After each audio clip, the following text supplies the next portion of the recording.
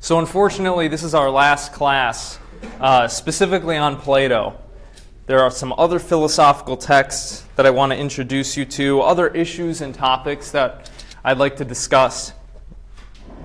So we're ending on a dialogue that I think raises some interesting and important questions for us, especially in the kind of political turmoil we find ourselves today, with the country so polarized and people disagreeing now more than ever about which rulers are legitimate and how we ought to behave, and perhaps what we owe to each other as citizens or visitors in this country. Today we're going to look at the Crito. And this dialogue is, well, it takes place during one of Socrates' last conversations. It doesn't depict his death, but for all intents and purposes, we might say this is the second to last conversation he had with his friends and his students before he was executed. Now, as we know from the Apology, Socrates was convicted of impiety and corrupting the youth, and he was sentenced to death. This dialogue takes place during that waiting period in which he is patiently waiting to be executed. The thing is, as the calendar year turns out, his execution was delayed. This is because during the time that he was convicted and sentenced, it was an annual religious holiday. According to Greek mythology, and this is a story that the Athenians likely believed in and they handed down to their descendants, Minos, the king of Crete, compelled them to send 7 youths and maidens to the island of Delos every year in order to, well, appease the Minotaur monster that lived there in the labyrinth. And he compelled them to do this until the Minotaur was defeated. Well, if you know anything about Greek mythology, you know that Theseus would go ahead and do that. But the Athenians vowed that if they ever were saved from this monstrosity, that they would keep up the tradition. And so they have. As it turns out, Socrates was convicted and sentenced around this time, the time of this religious holiday that they remembered and that they practiced every year. And so he cannot be executed until the Athenian state galley had returned from this mission. Thus, we find Socrates awaiting his execution in prison due to this religious holiday. And his student and friend, Crito, visits him. Obviously, he thinks that what has happened to Socrates is unjust. He doesn't think that Socrates did anything wrong or that he deserves to die. So he comes to make one last plea to him. He says, Socrates, there's still time. We have enough money. We have the connections.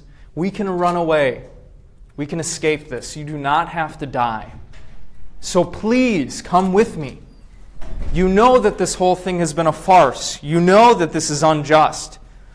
Leave with me now while there is still time. Well, if you did the dialogue for today, you know what Socrates' response was. He refuses. In fact, he says, Crito, what you're asking me to do would be the unjust thing. And so I cannot go with you. Instead, I will accept the punishment that our city-state has given me, and I will faithfully die by being executed. In this dialogue, Socrates presents many arguments for why he thinks staying is the just thing to do. He and Crito have a back and forth about, well, yeah, what exactly does Socrates owe this city? What would be the appropriate course of action here? What would be the moral and right thing to do in this situation if you were unjustly accused and convicted of a crime? And the state said, well, Your punishment is death. What should you do in that kind of situation? Well, Socrates provides a model for us. And this dialogue generally has two important themes running through it: civic duty and what is required for the smooth functioning of society. Thus, the text prompts us to ask, what do we owe our communities? What do we owe our state of Florida, for instance, or our country, our brethren? How should we behave in society, even if we are unjustly accused and convicted of things? How should we respond to that? Well, Socrates provides us with some potential answers here. Some arguments for why we do have duties to our community and what it looks like to faithfully carry those duties out. So, I'd like to begin with just a small activity, if you would. I'd like you to take out your notebook paper and write down on that piece of paper, what do you think you owe your community or your state or your nation, if anything? If you don't think you owe the state of Florida anything, write that down. If you think you do owe your community something, write that down. Do you owe the nation, for instance, to fight and defend it from invaders if another country were to invade us or not? Think about that for 30 seconds and write down. What do you owe your community, your state, your nation? Okay, I'll give you a little bit of time to do that.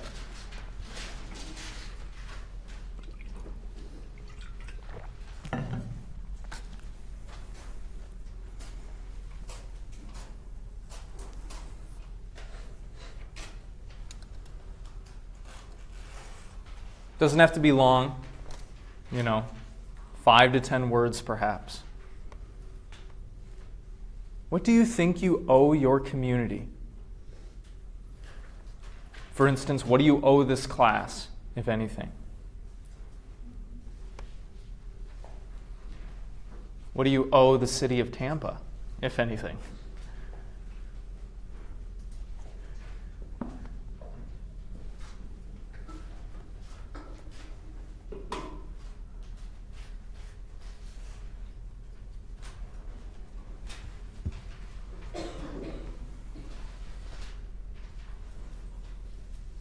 Okay, y'all have something written down? Or you're in the process of writing it down? Okay, rip that piece of paper out of your notebooks and just keep it to the side for a second. We're going to look at that in a little bit. To just help set up this dialogue for you, we're just going to go through a brief summary of what Crito and Socrates has to say about this issue. Well, the dialogue begins with Crito visiting Socrates in prison, and Socrates tells him about a dream he had, about when he thinks he'll be executed. He thinks this dream perhaps has come from the gods. And he says, I had this dream that some spirit or entity visited me, and they told me that I would die on the third day. So my death is coming, but I still have a little bit of time. As it turns out, he was right. If you count the day that he is speaking as the first day and the day he would die as the third day, according to the Greek way of counting things. It is after this that Crito launches into his plea. He tries to convince Socrates that just rolling over and accepting this punishment is not the right thing to do. Socrates, please allow us to, kidnap you and take you away from here. This is not right. What is happening to you is not right. Flee with us. We love you.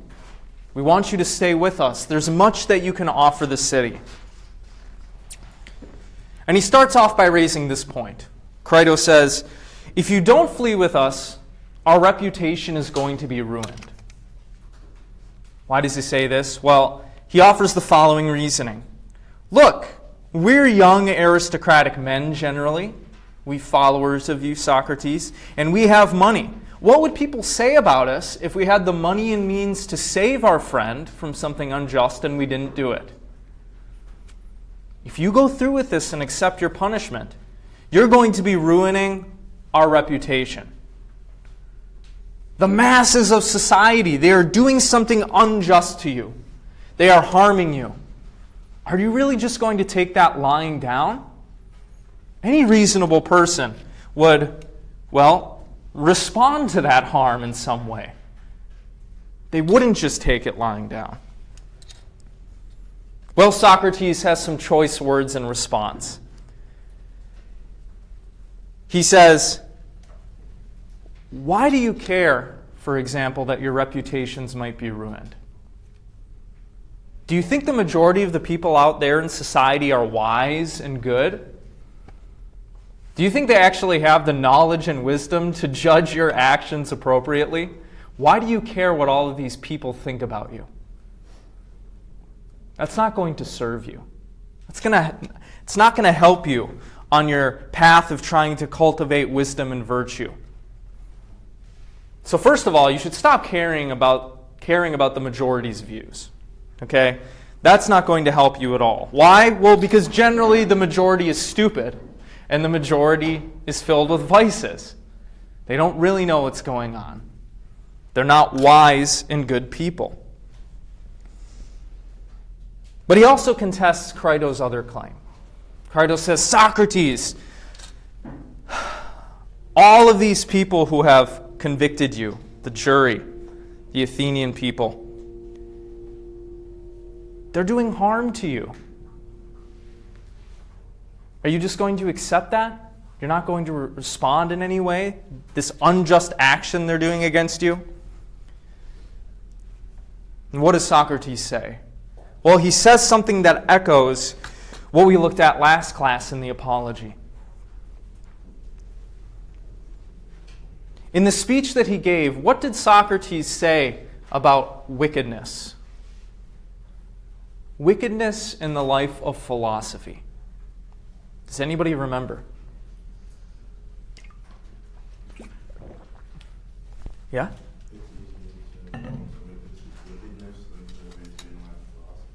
Yeah! It's easier to do the bad and wrong things than it is to do, the wise and good things. Death, he goes on to say, isn't something that we should fear above all else.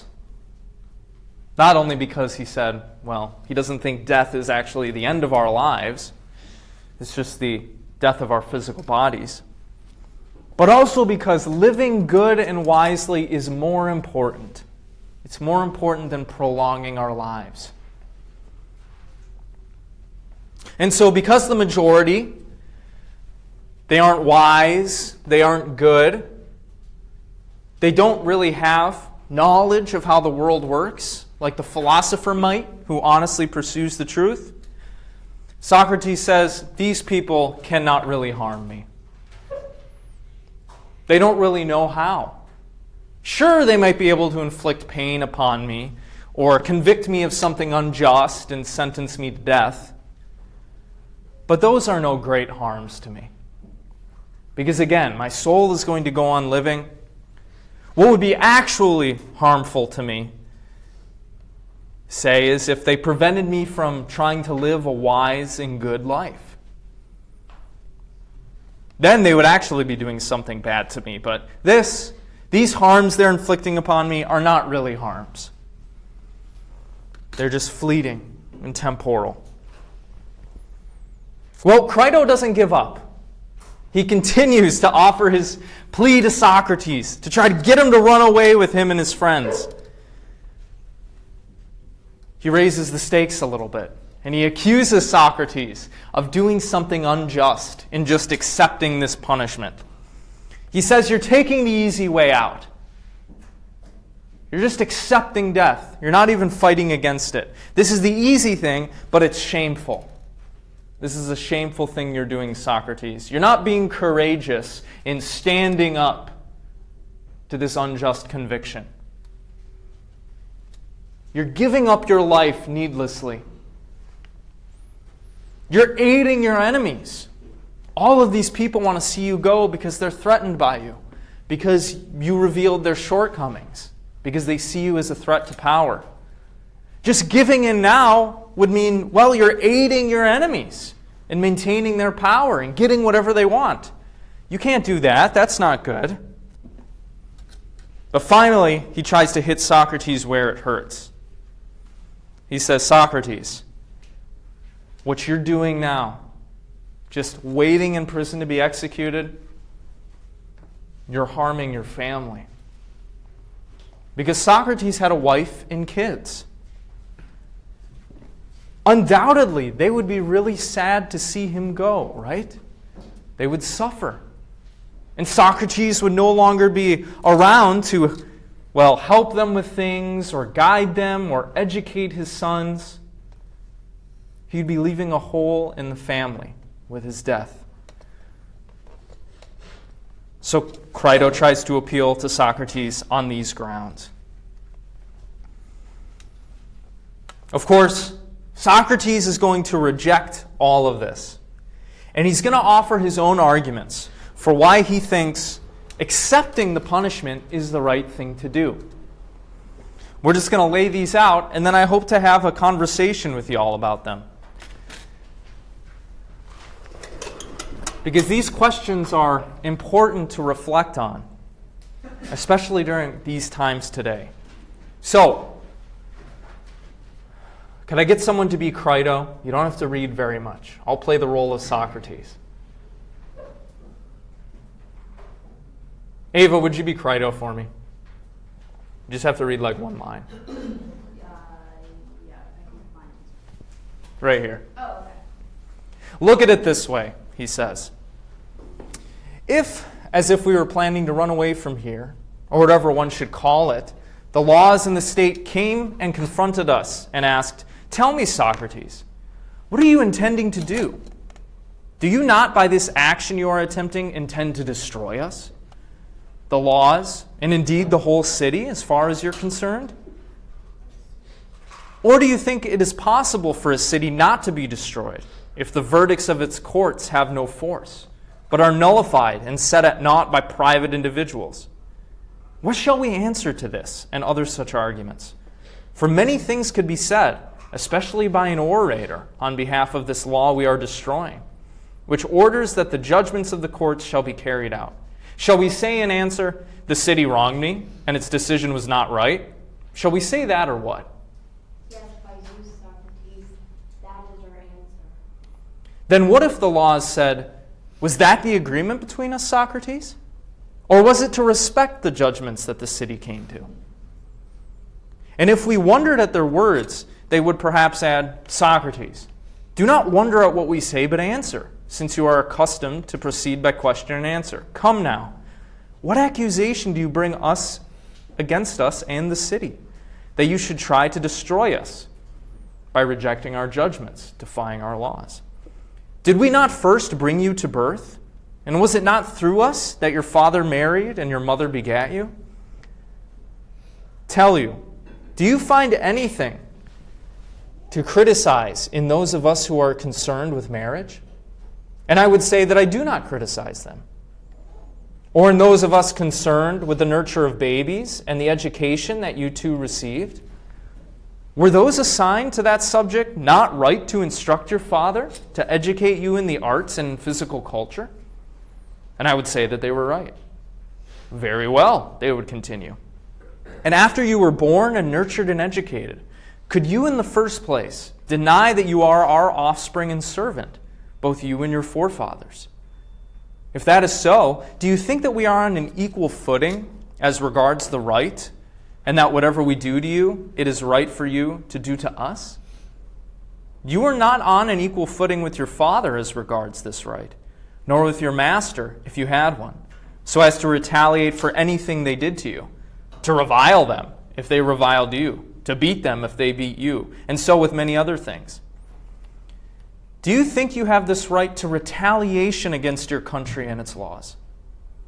That if we undertake to destroy you and think it right to do so, you can undertake to destroy us, as far as you can in return. And will you say that you are right to do so, you who truly claim to care for virtue? Is your wisdom such as not to realize that your country is to be honored more than your mother, your father, and all your ancestors? That it is more to be revered and more sacred, and that accounts for more among the gods and sensible men? That you must worship it, yield to it, and placate its anger more than your fathers?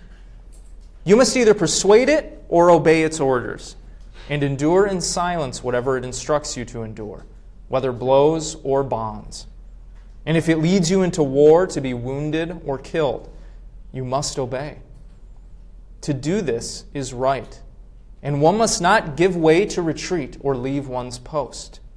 But both in war and in courts and everywhere else, one must obey the commands of one's city and country, or persuade it as to the nature of justice. It is impious to bring violence to bear against your mother or father. It is much more so to use it against your country. So, Socrates begins responding to Crito's claims that what he's doing is unjust, that he should flee, that this is the right thing to do, that what he's actually doing now is easy and shameful and unjust. What does he say? What would be the unjust thing to do in Socrates' situation, actually? Ignoring the command of your country. Why? Yeah. He compares it to your parents. They're above you. Would you, just tell them no because they told you something you didn't like? They're in a position of authority above you, sure, yeah. What else? Why would it be unjust for Socrates to retaliate against the city? What has the city done for him? Nurtured him in his education. That's exactly right. He says it would be unjust and harmful to the city and others to undermine its laws and authority.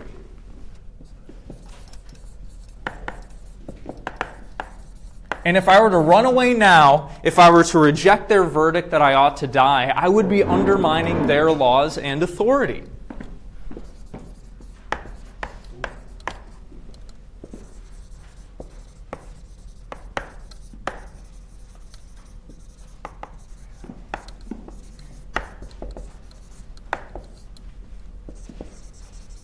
But that's not all. Again, what has the city done for him?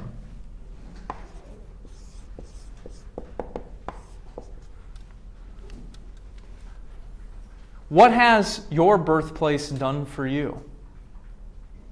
Nothing. They allowed you to go to school. They provided all the institutions for education. They provided all of the infrastructure so that your parents could buy food at the grocery store. They provide protection from lawbreakers and invaders. We would not be able to live our lives if our cities and our countries didn't do these things. If they didn't provide for us some sort of secure and resourced environment. Right? This is what Socrates throws back in Crito's face. He says, look, I've benefited from living here. I've been given all these opportunities. I've been allowed to become educated. They've allowed my parents to live here and to raise me. They allowed them to marry so that I could come into existence. I've benefited greatly from Athens, Socrates says.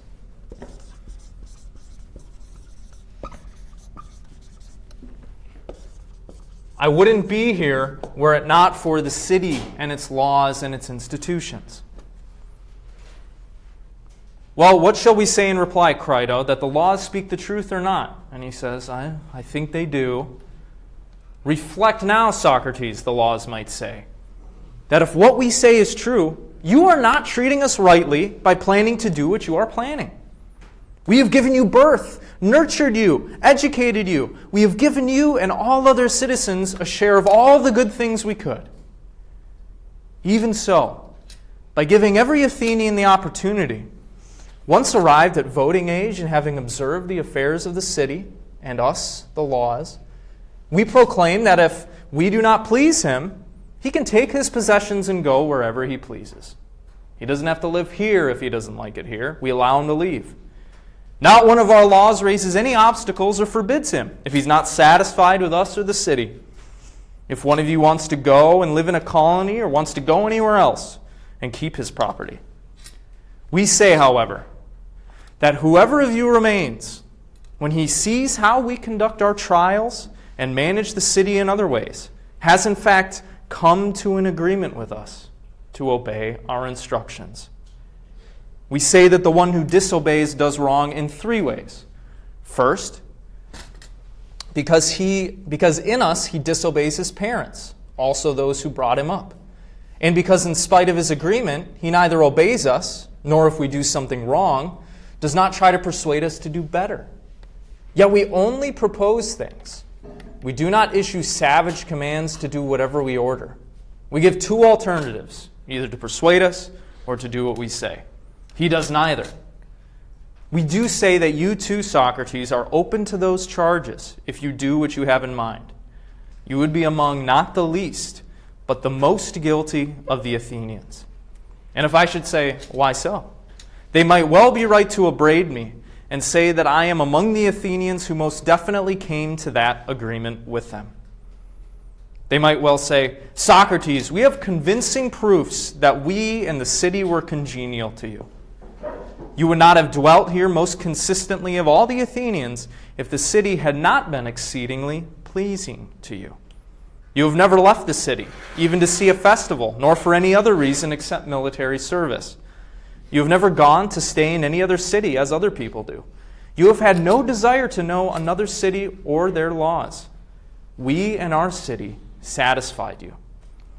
So decisively did you choose us and agree to be a citizen under us. Also, you have had children in this city, thus showing that it was congenial to you.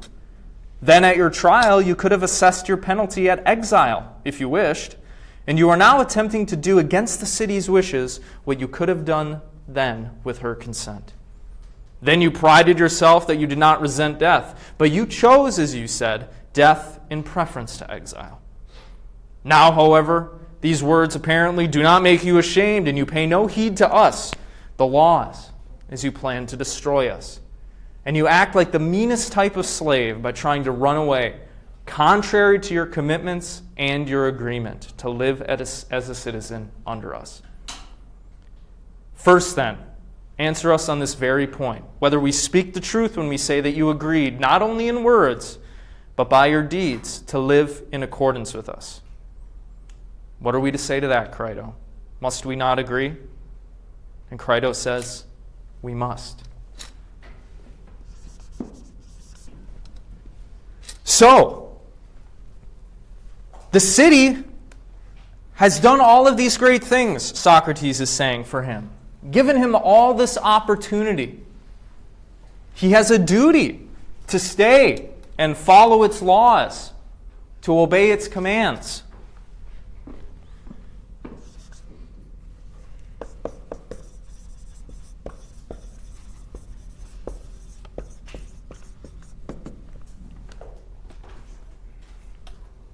But what is Socrates also raising here?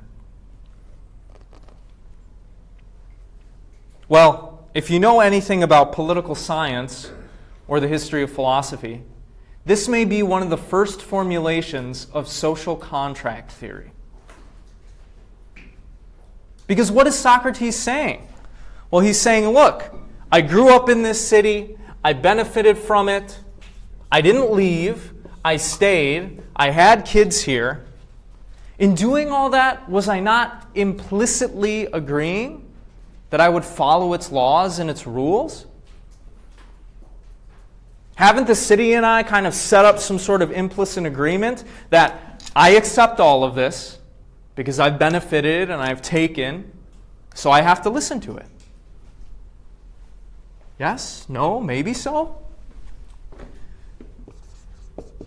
Fleeing Athens then, would violate this social contract, he says, that I've set up with the city.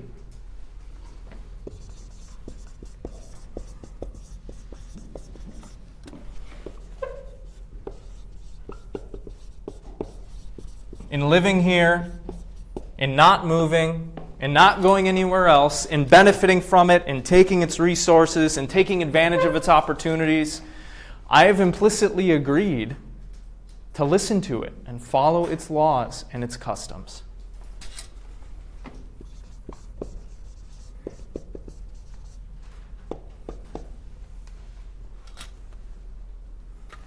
But he doesn't stop here. He provides two more arguments. Surely, they might say, you are breaking the commitments and agreements that you made with us without compulsion or deceit, and under no pressure of time for deliberation. You have had 70 years during which you could have gone away if you did not like us, and if you thought our agreements were unjust. You did not choose to go to Sparta or to Crete, which you are always saying are well governed, nor to any other city, Greek or foreign. You have been away from Athens less than the lame or the blind or other handicapped people. It is clear that the city has been outstandingly more congenial to you than to other Athenians. And so have we, the laws. For what city can please without laws? Will you not then stick to our agreements? For consider what good you will do yourself or your friends by breaking these agreements and committing such a wrong, by fleeing, by not accepting your punishment. It is pretty obvious that your friends will themselves be in danger of exile, disenfranchisement, and loss of property if you allow them to take you away from here and not accept your punishment. As for yourself, if you go to one of the nearby cities, Thebes or Megara, both which you say are well governed, you will arrive as an enemy to their government. All who care for their city will look on you with suspicion as a destroyer of the laws. You will also strengthen the conviction of the jury that they passed the right sentence on you. For anyone who destroys the laws could easily be thought to corrupt the young and the ignorant. Or will you avoid cities that are well governed and men who are civilized? If you do this, will your life be worth living? Will you have social intercourse with them which you love, and not be ashamed to talk with them? And what will you say? The same as you did here, that virtue and justice are man's most precious possession, along with lawful behavior and the laws? Do you not think that Socrates would appear to be an unseemly kind of person if he said this? One must think so. Or will you leave those places and go to Crito's friends in Thessaly? There you will find the greatest license and disorder, and they may enjoy hearing from you how absurdly you escaped from prison in some disguise, in a leather jerkin or some other things in which escapees wrap themselves, thus altering your appearance. Will there be no one to say that you, likely to live but a short time more, were so greedy for life that you transgressed the most important laws? Possibly, Socrates, if you do not annoy anyone, but if you do, many disgraceful things will be said about you.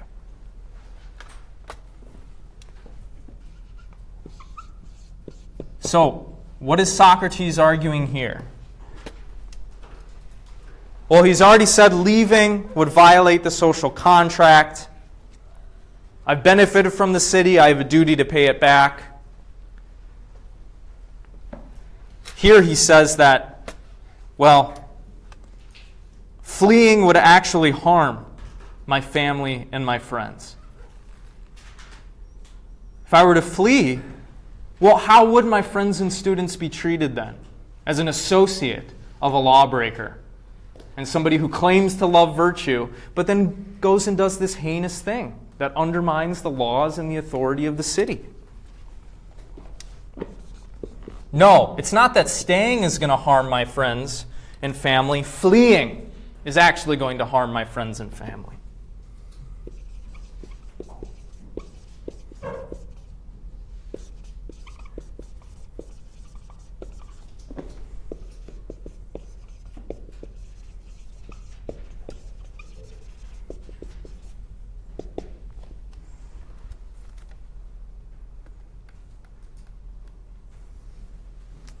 As for those conversations of yours about justice and the rest of virtue, where will they be if you flee and try to live elsewhere?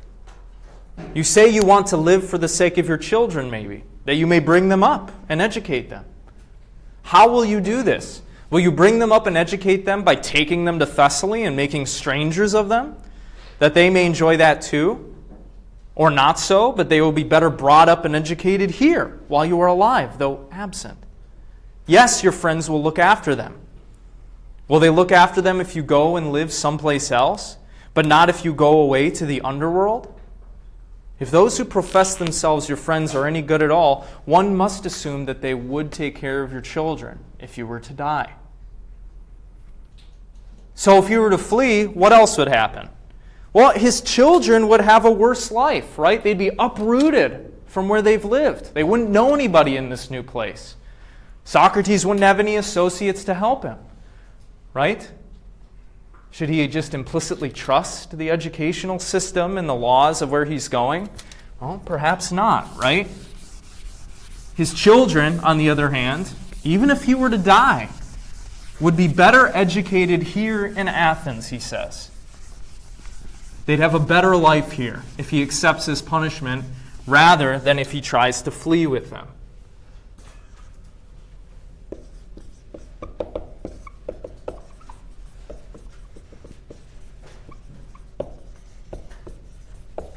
But he offers one more point against fleeing.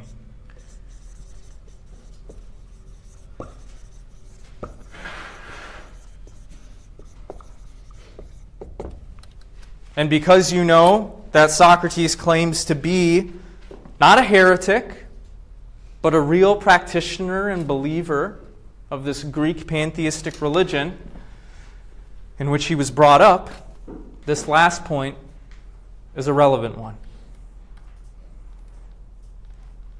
Do not value either your children or your life or anything else more than goodness, in order that when you arrive in Hades, you may have all this as your defense before the rulers and judges there.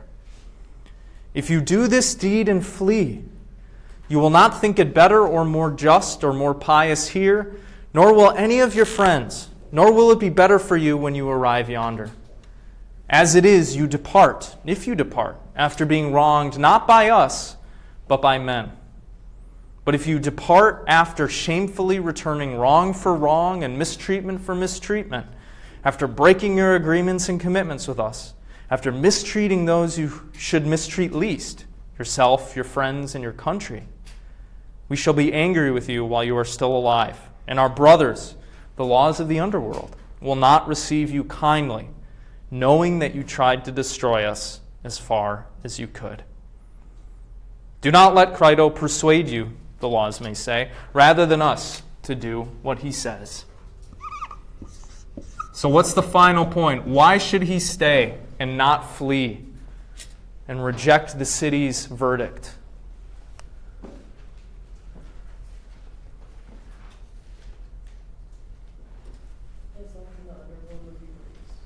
Right.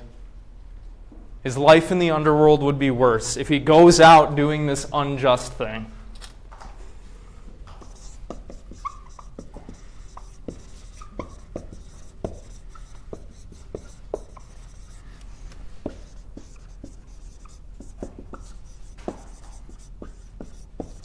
Those of you who are religious, Christian for instance, can perhaps empathize with this, right?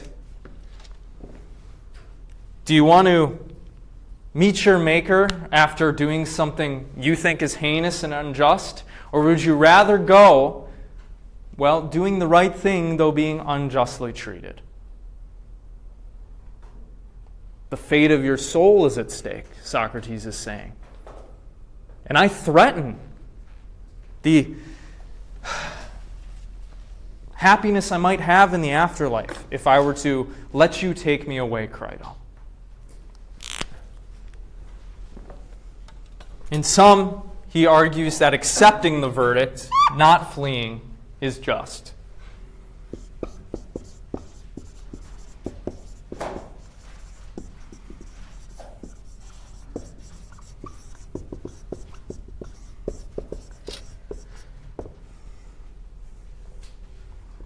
Why? Well, part of that answer we got from the Apology. We shouldn't prioritize our lives above all else. That is, surviving. Rather, living the life of virtue and pursuing truth should be prioritized above all else, even if that leads us into being unjustly treated and suffering things we shouldn't have to suffer. Finally, Socrates says this.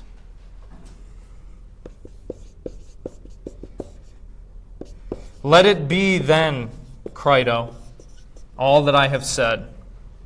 And let us act in this way, me staying and accepting my punishment, since this is the way that God is leading us.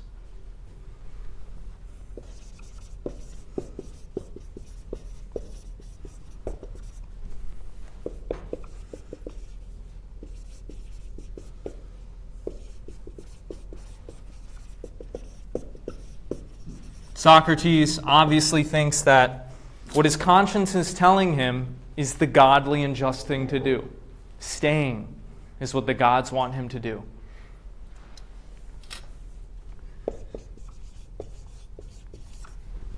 His daimonion is not piping up and telling him to go with Crito.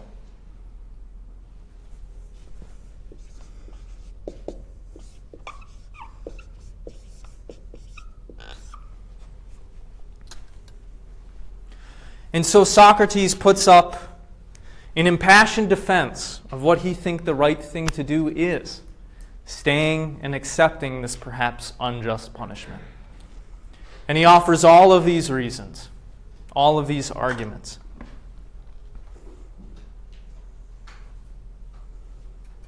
So, what do you all think? Are you convinced? Do you think Socrates has some good points here? Or do you completely disagree with him? Let's hear it. What do y'all think? Yeah. I actually do believe, agree with a lot of the points he has, especially with what you're saying at the end about, having to go to the underworld. Would you rather go, feeling like you made the right decision, but everyone else is wrong, or feeling because, you can't make your wrong decision just because the other person made the wrong decision doesn't make you right. Right. Yeah. You've heard two wrongs don't make a right, right? Well, Socrates explicitly says that, right? He says, maybe I'm being treated unjustly, but look, denying the city's verdict now, that would be wrong. So I can't do that. Yeah, and just what you said. I can't be guaranteed I'll go to the good place if I do this thing, if I flee with you. No, my heart, my daimonion is telling me not to flee, to accept my punishment. Okay, what do the rest of y'all think? Well, I also think that it was definitely right here, but I think one thing that he said about how it would affect his friends and everything, I thought there was kind of a part that, I guess he didn't say this explicitly, but I think going and running away would kind of destroy the reputation of philosophy and the philosophical way of thinking in Athens, and it would destroy his life's work. Yeah, why do you say that? Yeah. Well, because everyone would think that he was kind of a cheat. When he ran off, he didn't really believe in what he claimed to, and he was the representative of philosophy in Athens. Right. What would happen to the legacy of philosophy if its primary proponent were to do what people would think is this really shameful thing at the end of his life, after claiming time and time again, you got to be good, you got to be just, the philosophical way of life is the way. Well, if that's the case, and this is what it looks like, yeah, great point.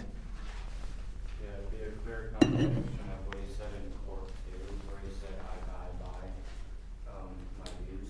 Right. And for him to go and say that, leave, and maybe die in 5 years because it's a miracle he was 70. Yeah, he was an old man already, right? And he even brings that up in the trial. Yeah, he's like, if you just waited a few years, I would have died anyway, but you got to drag me to court.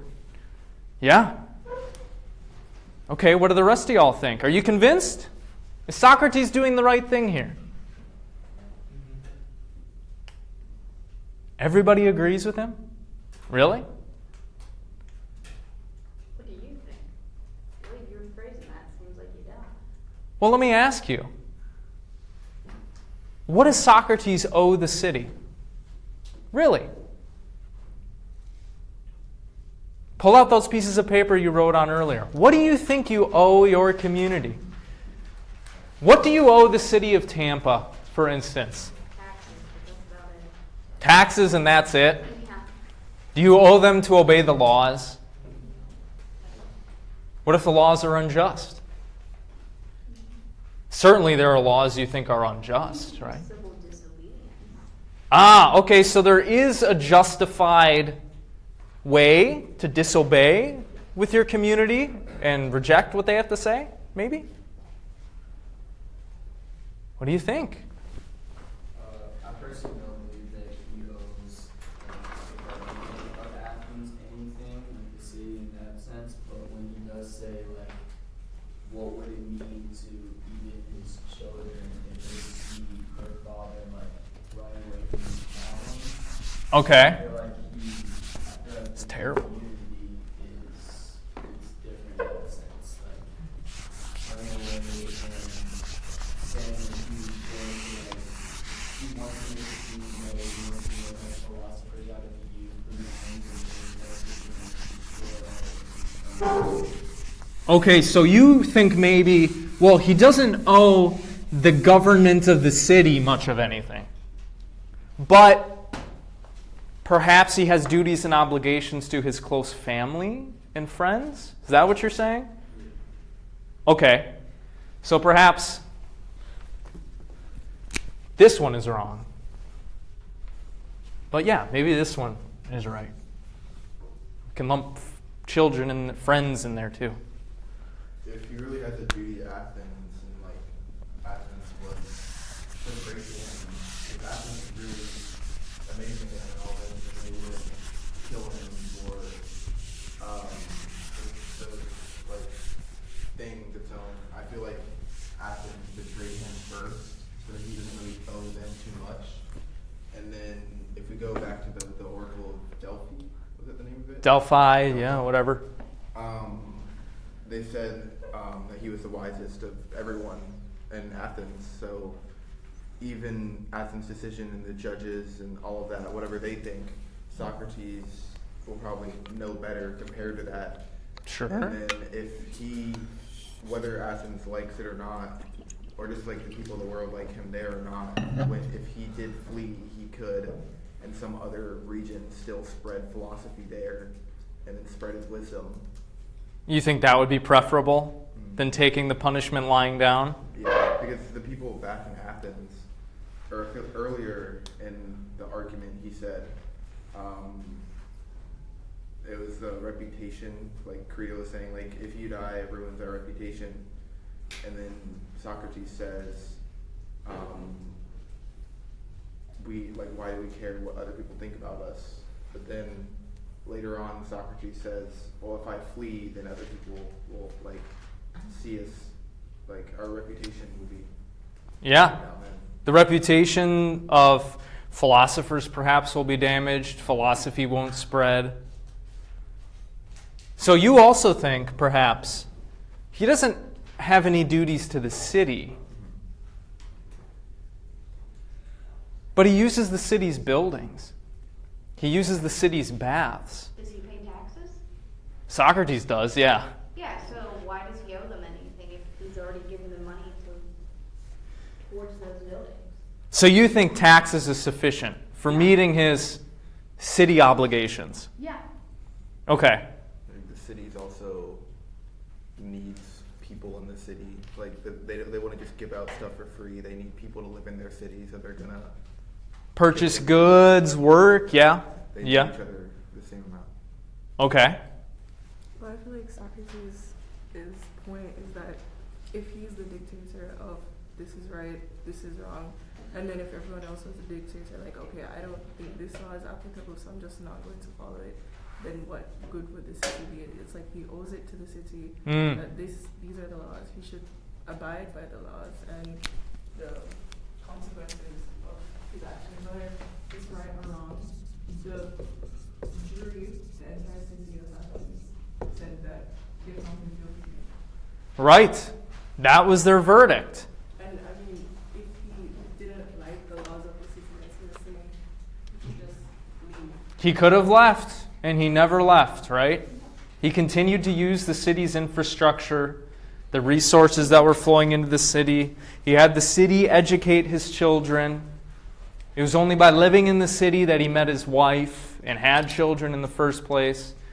He wouldn't be alive were it not for the city, because that's where his parents lived and met.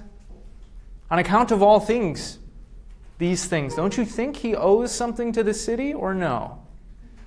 Or do you think maybe he's fulfilling it by paying his taxes and doing his mandatory military service that he did when he was younger? I mean, I think he does owe to the city because like he does pay his taxes, but so much more comes. There's so much more than just paying your taxes, because paying your taxes is not going to create your community, the people that you have around you. It does so much, but it can't do it all. Like what you're saying, like making connections, his parents meeting each other, him raising his kids there. Because if the city really wanted to come after him, he's 70 years old. They could have done it way earlier. Yeah. So, and he's saying like what you said before, like just wait a few years, I'm about to die either way. If the city really hated him that much, they would have come for him like when he was younger, not just when he's 70. I guess he finally passed that threshold of being annoying, right? Emma, did you have your hand up? I was gonna say that he also kind of owed like his loyalty to them. Like he did educate people through Athens, and like the people of Athens were the ones that were like his students and stuff like that. So what did he owe them on account of that? Not his loyalty to the law, but loyalty to like his society. Like the people around him still listen to him. The people around him still entertain his conversations. So it was right that he had like this big talk.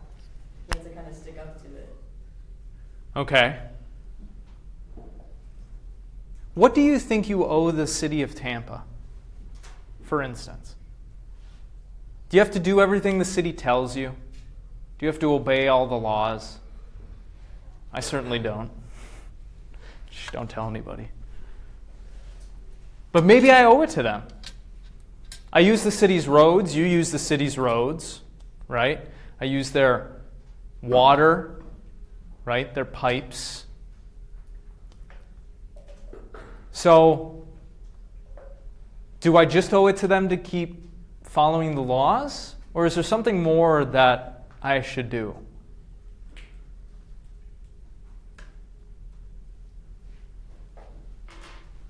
How about the country? War breaks out with North Korea, let's say. And a bunch of us young men are called up to the draft. Do we owe that to the country? The country that we were born and raised in, to fight for it and defend it, or no?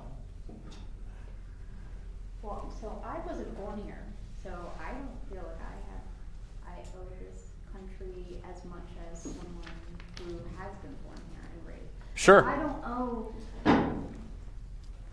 the country that I was born in anything because that's not where I was raised. Now I owe America some things Because you were raised here? I was raised here. Okay. I don't owe Russia anything because that's where I was born, but that doesn't, there's nothing there for me. Mm-hmm. I haven't been. You didn't take advantage of their resources and infrastructure, right? But you took advantage of them here. So do you think you owe it to the country to fight for it and defend it? Maybe in other ways. I wouldn't be on the front lines. I would probably stay at home base. Okay. Anyways. So you don't owe it physical frontline combat. Yeah. I don't think I could, medically. Well, yeah. That could be the case. I mean, what do you think you owe this nation? Diana, yeah. So, coming from our perspective, I actually lived most of my life out of America. Mm-hmm. Even though I was born here, but I only came back like later in life. So knowing the difference in the life that America has given me makes me want to fight more for this country.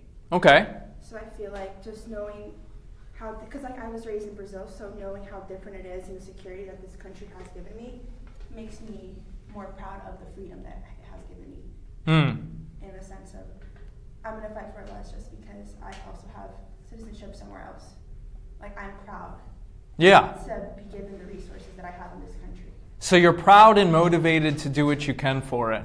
But do you think you owe it your life, if it comes down to it? Well, right now, America is what's providing me my life. Okay. So my parents can only help me with the life that I have right now because it's the life that they fought for here in America as well. So I think that they kind of, in a sense, I would, and I would fight for it, but because it's given me so much here. Okay. So yeah, you kind of agree with Socrates' arguments here. You're like, yeah, we do have these duties and obligations that extend beyond just our family and friends. Does anybody disagree? Let me lay out the other case for you. Isn't this country really fucked up? Aren't there injustices all the time? Discrimination and oppression? Aren't there laws that are harming us? Do you trust the political leaders, and do you think they have your best interest in mind? If you think the leaders are corrupt, for instance, what do you owe this place? Maybe you have an obligation to break the laws and undermine its authority if you think that authority is corrupt and bad. What do you think? Yeah? That is a freedom this country gives us. It is we, the people, who are in charge of the government. If we feel like it's being unjust, we have the power to overthrow it. If we all got together, maybe, right? Right. However, the likelihood of that ever happening is very small. So we could defy it in other ways through like civil disobedience.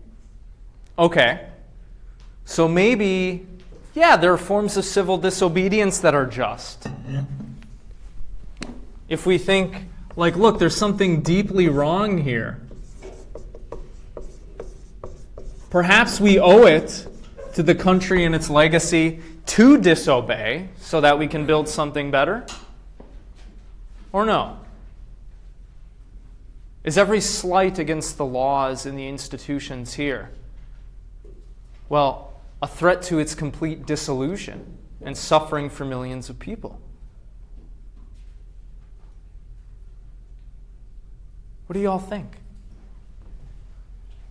I'd say there's ways to go about it. I don't think that you should necessarily like fight evil with evil. So if the government's doing something bad, I think there's a right way to go about it. Okay.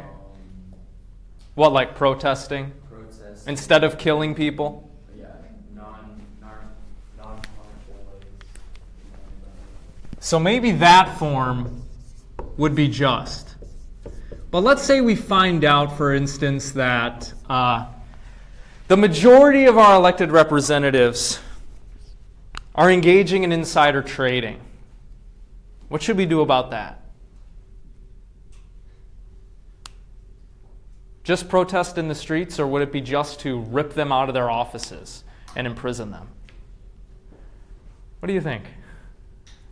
We have our local governments that we can like talk to, so City of Tampa, and then you can also, if you do your research online, you can reach out to different departments of Florida that you can have this conversation with and present your arguments with your evidence that you can actually then go to the government for. So not just protesting, because maybe they're not really going to care about that. But when you actually go to an official, have a real conversation with a actual good concept and backing to it, then you can move forward with that.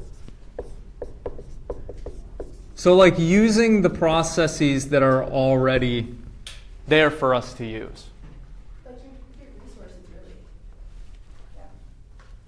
What if you think that, well, the government of the state and of the country is corrupt through and through, and this is not going to be an effective means for changing anything? Would it be just then to rise up and revolt? What do you think? Bloody revolution? Emma? I think if you don't like the place that you are, find another place that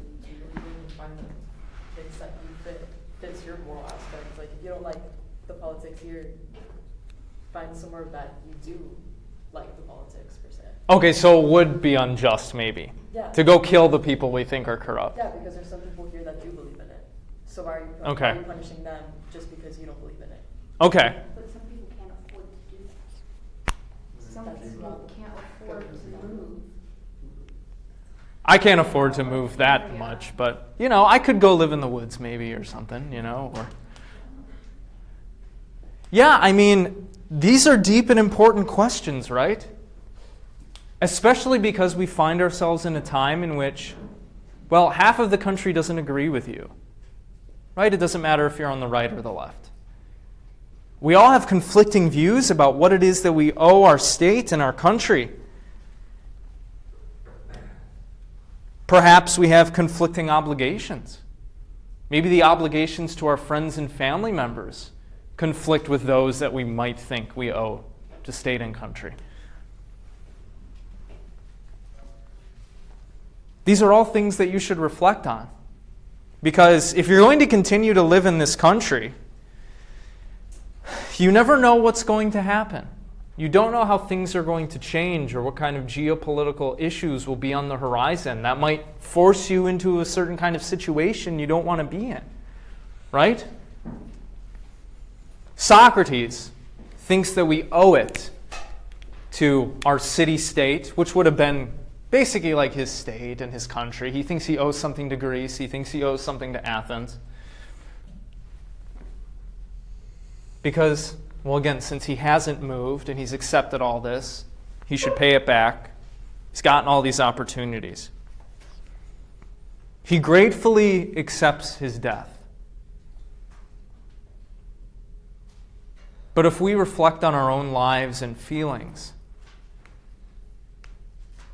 if you were being treated unjustly, would you accept the government killing you as a punishment?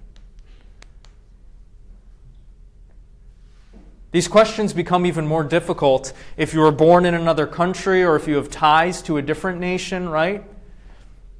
Who should you ally yourselves with then? The country in which you lived in longer or the one in which you were born, right?